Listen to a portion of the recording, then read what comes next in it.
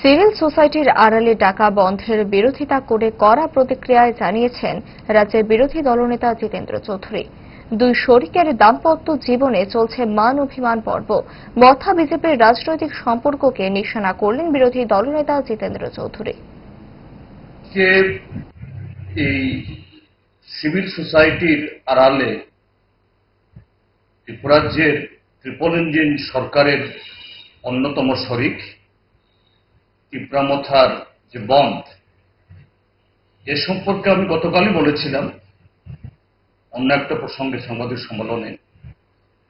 এটা টিপ্রামথা এবং ভারতীয় জনতা পার্টির এটা ঘরোয়া ব্যাপার। স্বামী স্ত্রীর মতো সকালে ঝগড়া, বিকালে আবার হাসি খুশি হাত ধরাধরি করে বেড়ানো, এরকম ঘটনা।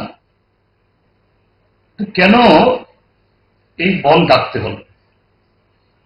ভারতীয় জনতা পার্টি এবং ত্রিপুরামথা দুটো দলই জনবিচ্ছিন্ন।